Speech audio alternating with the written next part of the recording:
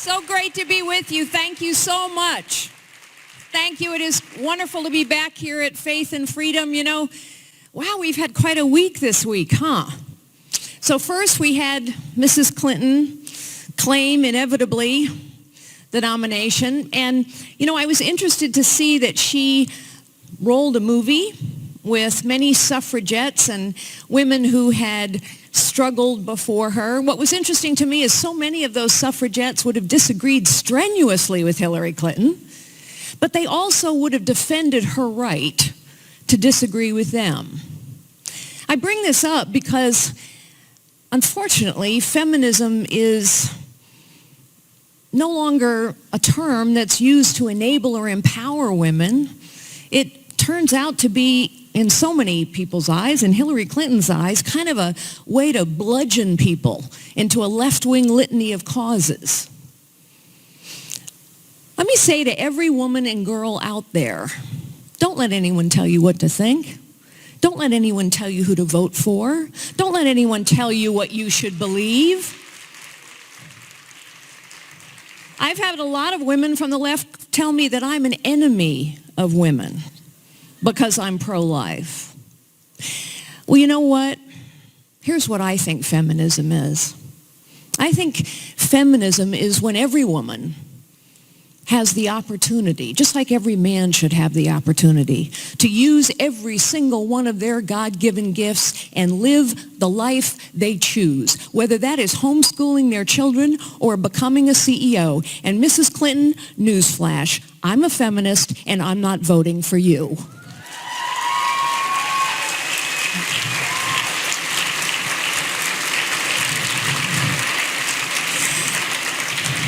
Now, the week also brought something else. We now know we have, proud progressives locking arm in arm.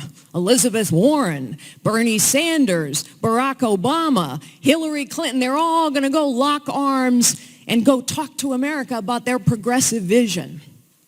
And while they like to talk about progressivism in terms of people that they're trying to help, free education, whatever it is, you know and I know what progressivism really is.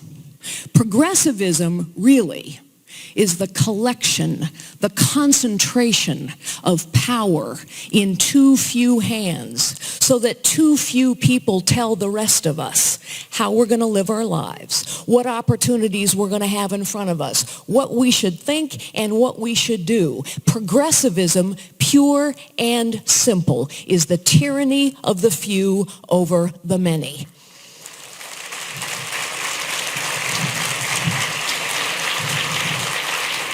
It is what our founders feared most, actually. It is one of the reasons they wrote the Constitution, to prevent the concentration of power. I will return to that in a moment. But when we think about those proud progressives locked arm in arm, speaking to Americans all across this great nation, we know this fight matters. This is a fight that we must win. But you know, ladies and gentlemen, how we win matters. Our faith tells us that a victory at all costs is no victory at all. Our faith tells us that the ends do not justify every means. And so it's important for us to remember as we wage this battle for the future of our nation, who are we? What do we stand for? You know, George Washington, in his farewell address to the nation, warned us about the rise of political parties. He warned us that political parties, he didn't quite use this analogy, but what he was saying to us was that, political parties can become like sports teams. And, root for the guys with your jersey on them. And he said to us in his farewell address that parties could become so concerned with winning that they would forget about governing.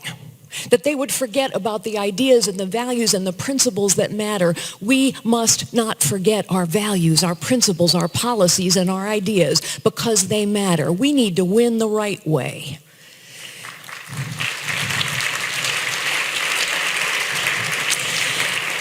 And so I want to talk to you today about who we are and what we believe. Because I think in times of consequence and danger, and these are most definitely times of consequence and danger, it's important to remember who we are. And to do that, I actually have to start somewhere way far away. I need to tell you a story of an experience that I had in January of last year, January of 2015, in the slums of New Delhi, India. I was in India because prior to running for the presidency, I was chairman of a couple major charities in this country, one of which is called Opportunity International. Opportunity International is a Christian-based organization. It is the largest micro-lender in the world. We have lent $8 billion, $100 at a time, and lifted millions of people out of abject poverty.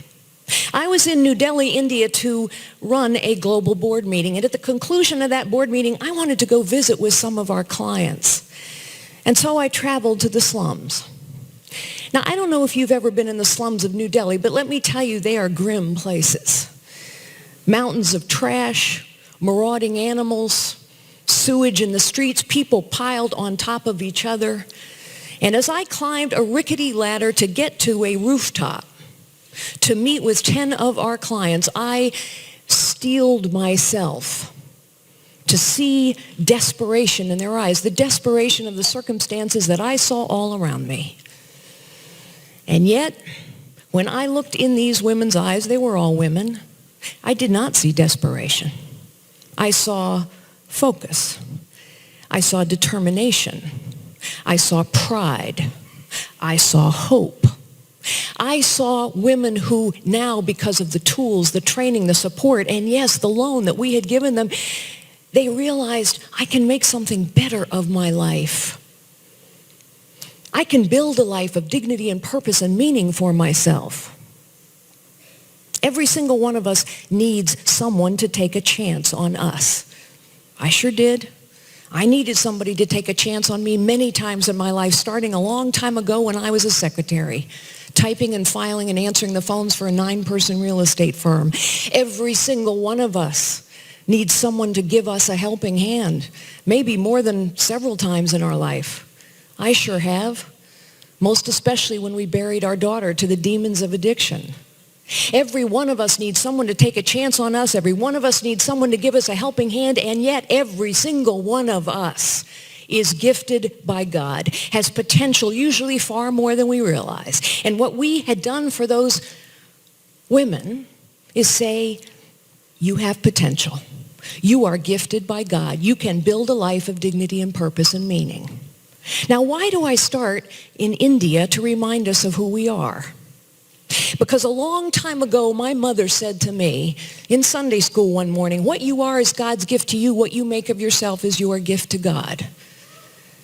I have learned in the course of my life that each of us are truly gifted by God.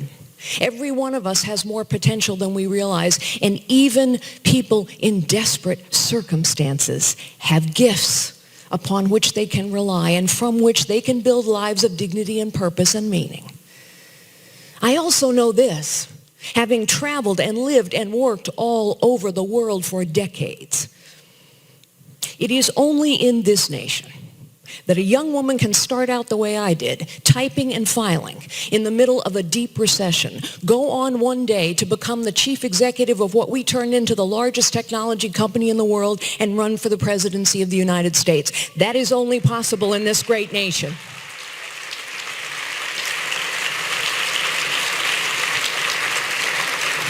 And the question, ladies and gentlemen, the question for us is why?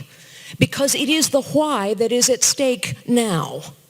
If everyone is gifted by God, why is it that in this nation, more things have been more possible for more people from more places than anywhere else on earth, and it continues to be true? No, we are not a perfect nation. But we are an exceptional nation because this is a nation of possibility, and it has always been so. Why? You know, I studied history in college. Maybe that's why I had to start as a secretary. Our founders were students of history too. And they knew what anyone who studies history comes to learn. Human nature doesn't change. Times may change, places may change, culture may change, but human nature doesn't change.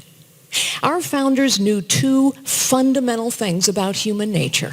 Number one, they also knew that everyone has potential, that everyone is gifted by God. And so they built a nation on an incredible idea. It was actually radical at the time. The idea they built this nation on, enshrined in our Constitution, is that here everyone has a right to life, to liberty, and the pursuit of happiness. Those were their words for saying each of us have the right to find and use our God-given gifts and fulfill our potential. And the radical part of that idea was they said that right comes from God and cannot be taken away by man or government. The Constitution protects our rights and our liberties. But they wrote the Constitution for another purpose as well. You see, they knew what you learn over and over again when you study people and you study history. Power concentrated is power abused.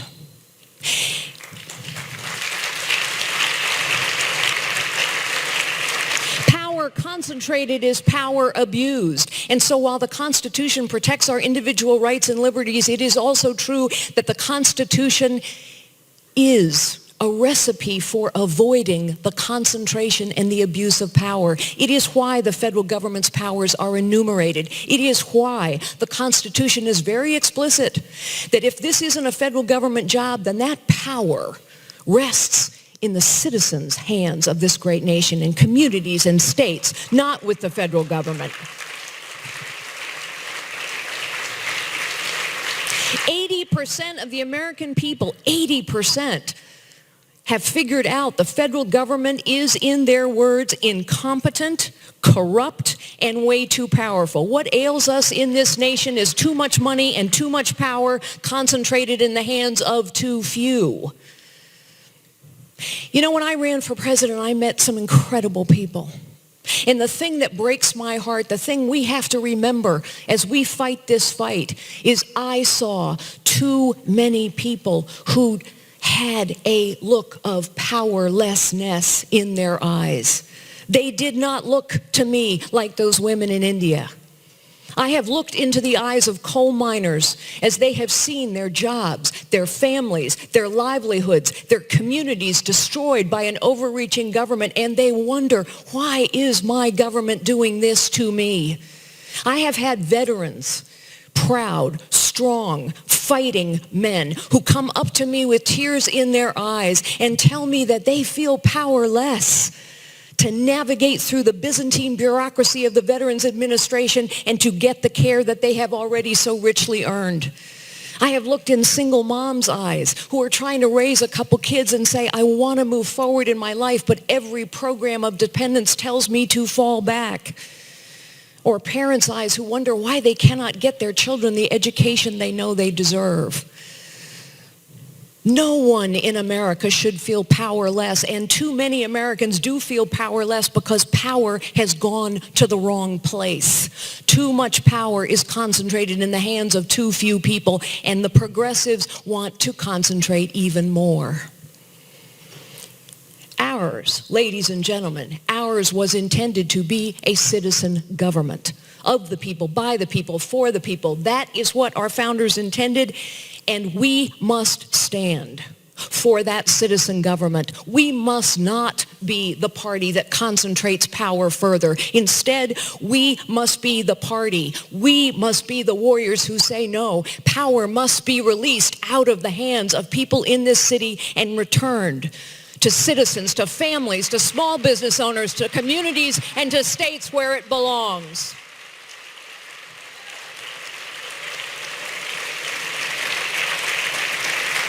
And to do that, to restore a citizen government, we have to be empowering people all up and down the ballot. It is why I will spend so much time between now and November making sure that we have good conservatives all up and down the ballot. Each of us as citizens, this is our fight. This is our fight. We can't hand it off to politicians. It's our fight for our nation, and how we win and what we stand for matters. Now, I have to tell you another story. This one took place in New York City, maybe about a year ago now. I went to interview with The View, the ladies of The View. Well, we have to talk to people who don't yet know they agree with us, right? That's how you win. Now, my second interview with The View turned out to be a public brawl with Whoopi Goldberg about whether or not Planned Parenthood was in fact harvesting body parts for profit. I think that record is clear. She called me a liar, as did so many others. But my first interview was a little more friendly, and as we were sitting and chatting, I was having a chat with Rosie Perez, one of their hosts, and we were talking about Vladimir Putin in a meeting that I had had with him at an economic conference, and we're sort of having this chit-chat, and all of a sudden she says, "You know, Carly, I really like you." She sounded surprised, honestly. And then she said to me, "You know, I'm not a Republican." I said, "Wow, Rosie, I'm shocked." And then she said, "Why are you? Why are you?" And ladies and gentlemen, this is the question we have to answer to win. And so I said, "Rosie, I'm a conservative because I know that every single one of us is gifted by God. All of us have the capacity and the desire to live lives of dignity and purpose and meaning. And all throughout time, work, if done well, brings us dignity. Family brings us purpose, and faith brings meaning to our lives. And I know that our values, our policies, our principles work better to lift everyone up regardless of their circumstances. This, Rosie, is not what progressives believe. Progressives believe some are smarter than others, some are better than others. So some are going to decide for others and choose for others. This is not what this nation can stand for. That's why I'm a conservative.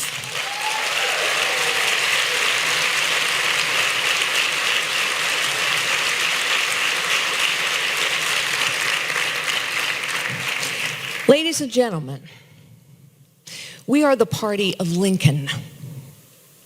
Lincoln stood on a bloody battlefield not so far from here and challenged his fellow citizens to fight so that a government of the people, by the people, and for the people will not perish from this earth. That is our fight.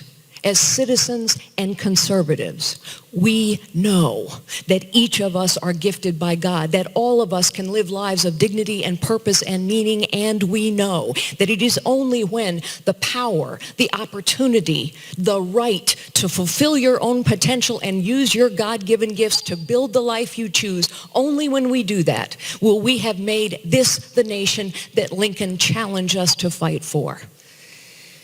When we say the Pledge of Allegiance, I pledge allegiance to the flag of the United States of America and to the republic for which it stands, one nation under God, indivisible, with liberty and justice for all. Think for a moment about liberty and justice and what they tell us about who we are. I think every day, actually, about Lady Liberty. Think about her.